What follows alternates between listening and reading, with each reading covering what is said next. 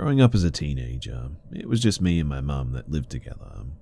An important part of the story is the fact that our house was in the country, about 40 miles away from the big city that we live close to. When I started high school, I went to private school in the big city, and my mum also worked in the city too. For convenience, my mum bought a house in the city near my school and work, but we kept the country house for weekends and stuff. It's also critical to know that this country house was in some fancy pants sort of gated, secured and patrolled neighborhood. It was a 2-story house and we never went upstairs. Maybe once a year when my mum would host Thanksgiving or Christmas dinner at our house. But apart from that, that was pretty much it. The upstairs was an informal living area, a bar, a bathroom and a game room as well. There just wasn't reason to go up there ever really. Also, the downstairs dining room and formal living room were absolutely 100% off limits. I was never allowed to walk in there or go in there unless it was a hosted dinner for like Christmas or Thanksgiving. It was kept like a museum, oddly. Anyway, I never really moved into the city house. I kept all of my clothes and belongings in the country house because we still had all of our animals at the country house. I would drive home every day after school to do my homework, feed the animals, watch TV, and just do stuff around the house. After my homework was done, I would pack an overnight pack of clothes for the next day at school and then drive to the city house. We did, however, spend all of our weekends back home at the country house. Now, one day, I come home after school and I'm just messing around in the house. I finish my homework and animal duties and I go to pack my bag for the next day at school. My dresser drawers were really messed up and things weren't really folded anymore. It looked as if someone was rummaging through my clothes, in fact. I honestly thought that I'd just messed them up last time that I was packing clothes or something. I go to leave the house and there's a crystal bowl turned over upside down on one of the living room tables. I'm honestly shocked I even noticed, but I did because, like I said, everything in that room was kept in museum quality. I thought it was odd, but nothing really more of it.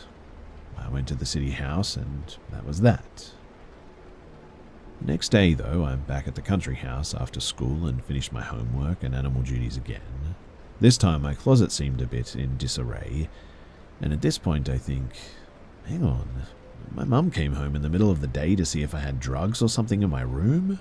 Which I didn't. I wasn't into anything like that. However, when I was leaving the house, I noticed that there was a second crystal bowl turned over on one of the living room tables right next to the first one. So this definitely stood out to me, and I went into the room and completely surveyed the room. Yes, for a fact, there are only 2 bowls turned over upside down. I sort of leave, drive to the city house, and ask my mum if she went through my room. She denies it and asks, "Do you think someone has been in the house?" I say no because, well, nothing is missing. Plus, in the back of my head, I'm thinking, it's in a gated, patrolled, and secure neighborhood. How is that even possible?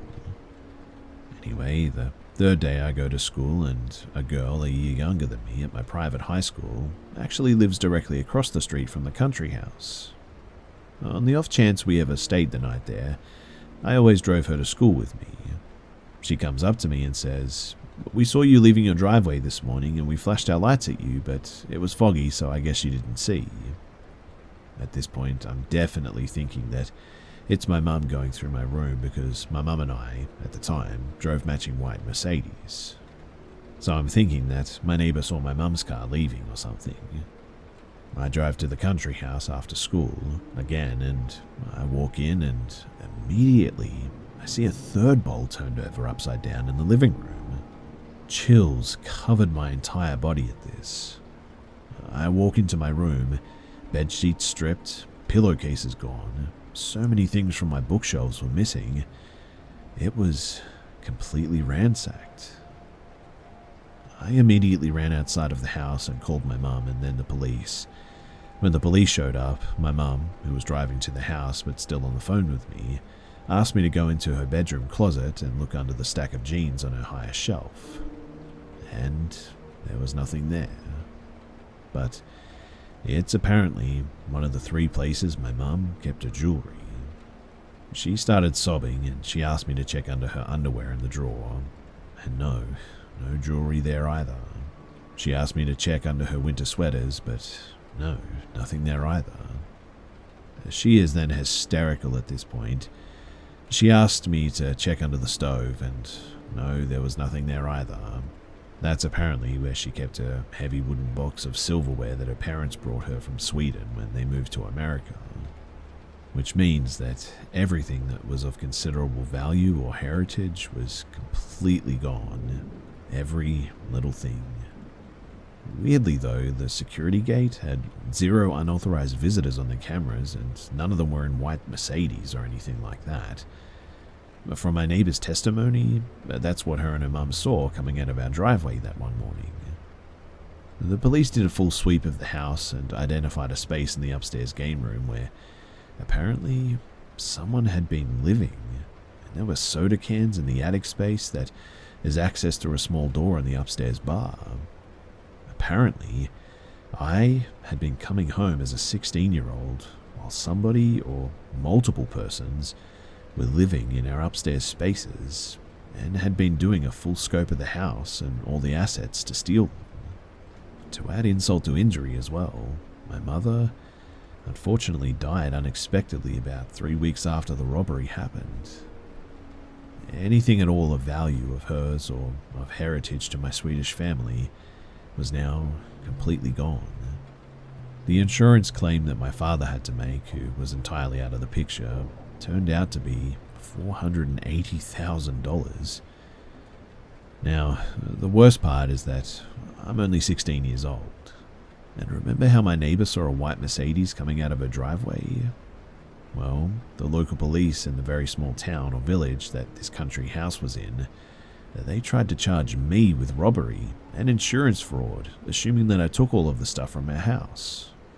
It only lasted about 2 weeks, but it was intensely brutal. I cried pretty much non-stop, and it was just unending tears for me at that time. My mother had just died. I was working with lawyers to fight my innocence against stealing valuable family assets or heirlooms. And on top of that, there was the creepy reality that I had been in the house with these people that had been living in this house, stealing things, and who knows what they were capable of.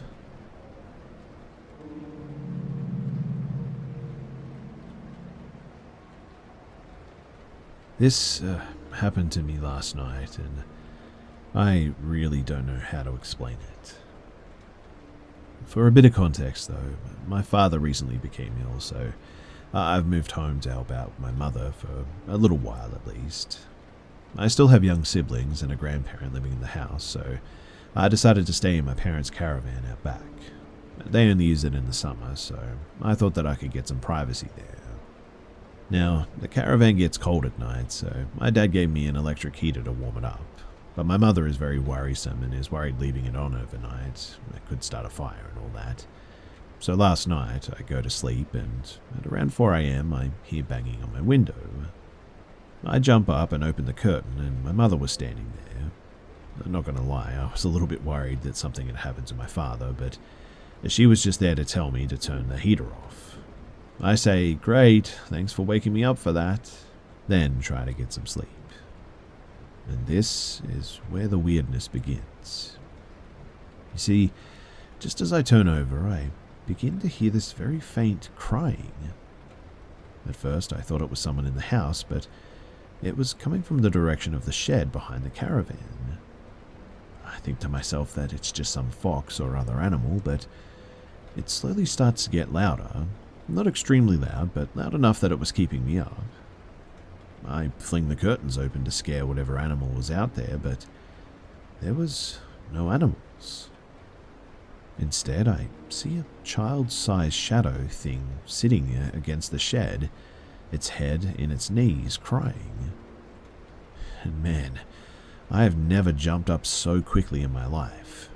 I instantly turned on all the lights and ran back to the window, but when I did, it was gone, and the crying had stopped. I I quickly jotted down all the features of it so I wouldn't forget, and I stayed up with the lights on all night after that. I'm scared that it's going to come back at some point.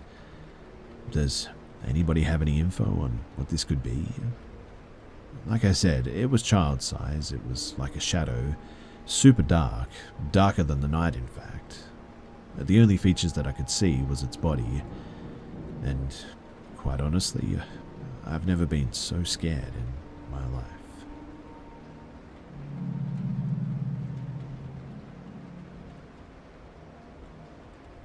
So this is one of those rare times where I was so confused as a kid that it stuck with me even 13 years later.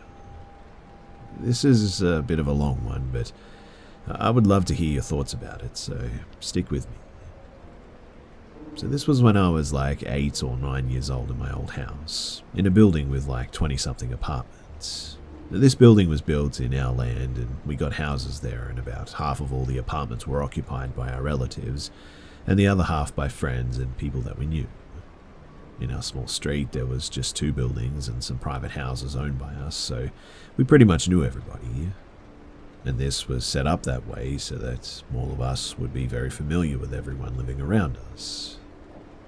Now, one day when my parents and little sister went out, I wanted to stay and watch cartoons by myself, and my parents, weirdly enough, allowed for me for the first time to stay alone. My grandma was next door, and they would usually call her to check on me, but not this time. So I watched some of my favorite shows, and when they were done, or maybe the electricity went off, I don't remember exactly. I remember that I was just alone without doing anything, and the only thing keeping me company was my sister's doll that my mum had put on the counter. But I distinctly remember that when I looked over, the doll seemed like it was looking at me, almost like everywhere I moved.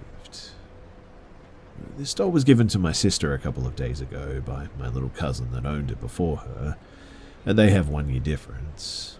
And I absolutely hated this doll, while my sister loved it so much and was completely obsessed with it. I was absolutely not allowed to touch it, or she would cry and my mum and dad would yell at me. She never let it go. Even leaving the doll at home was weird, but I mean, whatever, right? But I just got this feeling of dread the more and more I looked at it. So I decided that this was my chance to get rid of it. I grabbed it, hit it, stomped it, smashed it on the wall, and then decided that I was going to throw it off the balcony. It was raining heavily that day, so we had our large collapsible tarp fully extended. Me being a little kid, I was shorter than the balcony wall, so I pushed the doll to fall, and after that I left happily. After a while, my family returned home, and I definitely thought that I was going to get in trouble because my sister would immediately want the doll that she was forced to leave at home, but in the end, nothing came of it. She didn't ask for it, my parents didn't seem to notice that it was gone. It was almost like it never existed, and to be honest, I was okay with that. In fact, I was kind of happy about that. Hours later, I was watching cartoons again with my sister, and we were all in the living room. Dad was sleeping on the couch, Mum was washing the dishes, and it was about 9 p.m. when the doorbell rang, and I yelled, "Mum, the door," and she answered, "Open it then." Now, this was really weird because she had many times told me and my sister to never open the door without a grown-up present under no circumstances. If we were alone, we shouldn't even answer, and now she's telling me to go by myself and at night to open it? My sister, excited that Mum was letting us finally open it, but me having my mum's words ring in my head, told her to go back and I would open it. I did, expecting my grandpa or cousin or somebody that I knew to ask for something like vegetables or something like that. It usually happens. But I opened the door and I see this guy with like grey hair in his 50s with a wild grin on his face. He had really long teeth and a wide mouth. He was soaked, no umbrella, already grinning when I opened the door, and with his hands behind his back. But before I even said anything, from behind his back, he pulled that doll out, gave it to me, and then just went back downstairs to go outside of the building. I had this gut-wrenching dread and fear. Like, how did this guy that I'd never seen before know my house? How did he know that it was our doll? Why did he go through the trouble to bring it? I ran to the window to see him come out of the building. I waited, and I waited, but he just never came. I just took the doll that had no signs of me beating it or crushing it, and I put it back on the counter. I went back to the living room, and my mum didn't ask me who it was. My sister saw the doll and said, "My doll," but never went to it. I definitely expected her to run to it. I definitely expected my mum to ask who came to the door at like 9 p.m, but nothing. Everybody just did absolutely nothing. The next day, I asked my sister why she didn't play with a doll last night, and she answered, "I don't want it."